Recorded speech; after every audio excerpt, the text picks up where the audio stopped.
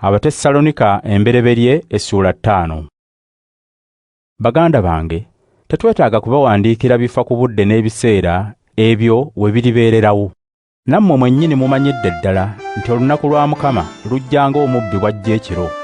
Abantu bwe balibanga bagamba nti mirembe tewali kabi, olwo okuzikirizibwa ne kulyoka kubatuukako ng'okuluma bwe kujjira omukazi alumwa okuzaala. Tebaliwona n'akatono.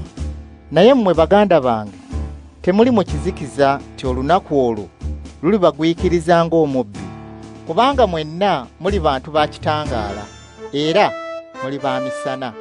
Tetuli ba kiro wadde ab'ekizikiza. Kale tuleme kwebakanga abalala, naye tutunule tuleme kuba batamiivu. Abeebaka beebaka kiro, n'abatamiira batamiira kiro.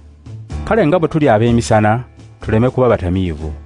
Okukkiriza n'okwagalana bitubeerere engabo, n'okusuubira obulokozi kutubeerere enkuufiira, kubanga Katonda teyatuteekerateekera kubonerezebwa busungu bwe, wabula yatuteekerateekera kulokolebwa Mukama waffe Yesu Kristo eyatufiirira tulyoke tube balamu wamu naye, si nsonga oba tufudde oba tuli balamu.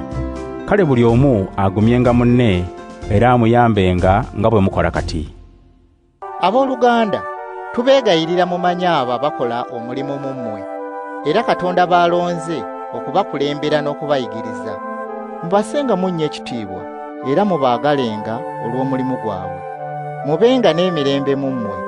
Abooluganda, tubeegayiridde mulabulenga abagayaavu, mugumyenga abatali banywevu, muyambenga abanafu, mugumiikirizenga bonna.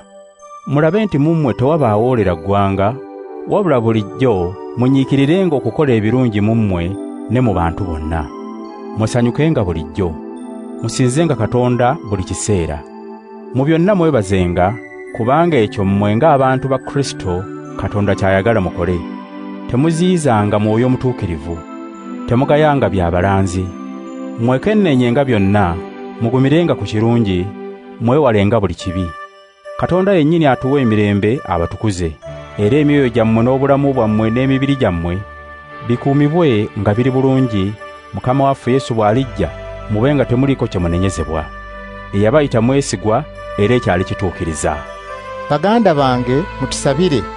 Mulamuse abooluganda bonna mu kulamusa okw'abantu ba Katonda. Mbalagira mu linnya lya Mukama waffe, ebbaluwa eno esomerwe abooluganda bonna.